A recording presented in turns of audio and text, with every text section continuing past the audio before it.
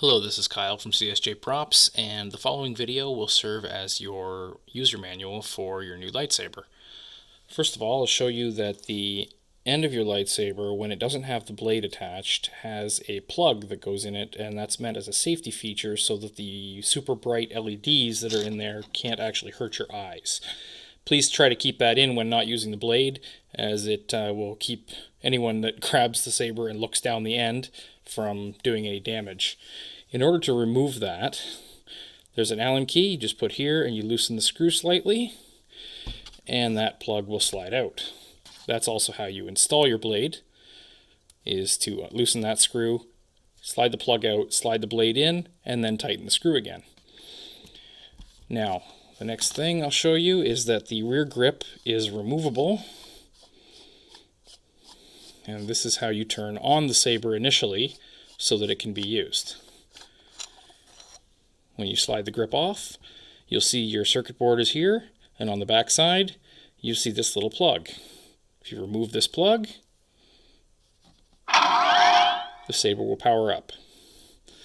Once you do that, replace the grip, screw it back in place.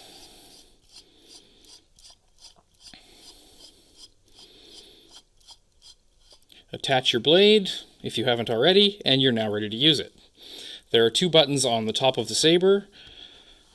The one closest to the grip is your activation button. The one further up is for specialty effects, like pretending to block a blaster or anything of that nature. It's also used for switching between the settings on the saber itself. So if you press the first button, the saber will ignite.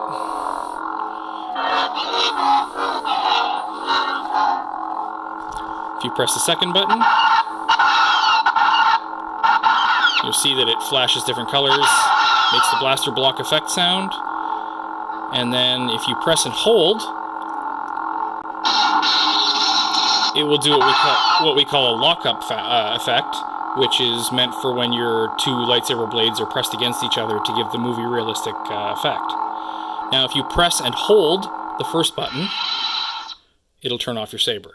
Your saber will not turn off by just simply tapping the button. You have to press and hold it for 2 seconds, and then it will shut off.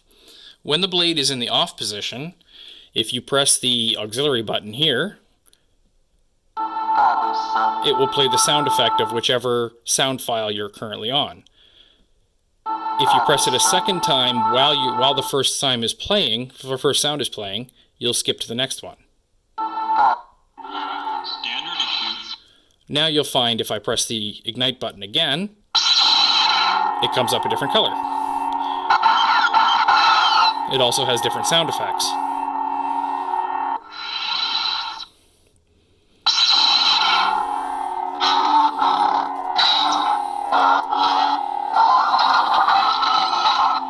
Now that sound you heard there is what we call a dual phase.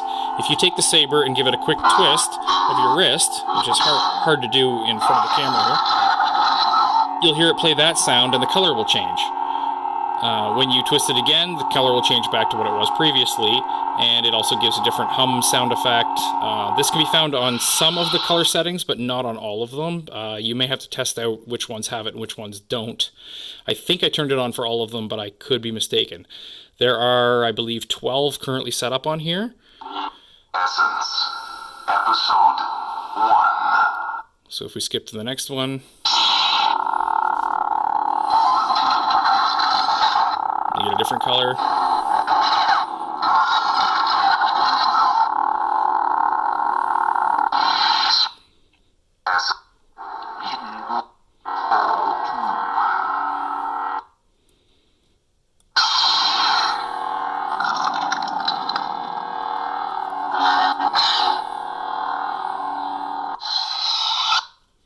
And that's the basics on how to use your lightsaber.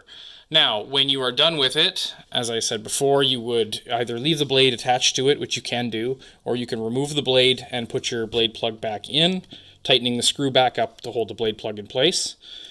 And also replace your plug when it's not in use. That will help to store the battery without the plug attached, the battery will slowly, over about a week or so, drain, just because of the drain from the circuit board itself. But that's also where you recharge your Saber. When the Saber is needing to be charged, take the charger that I've supplied with it, plug it into this port. You'll see the light on the charger turn red, and then when the charger is finished, it'll turn green to indicate that the Saber is fully charged. So you just snap that in place, and now the Saber is off. So if I were to press the buttons, nothing will happen. Now, as an aside, please do not use the Saber without the grip attached. When you have it out like this, the electronics are exposed, the chassis itself is exposed, and something could break. So please make sure you only use it with the grip firmly screwed into place on the Saber.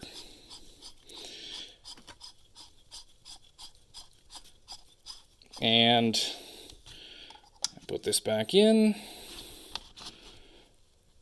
snug this screw back up,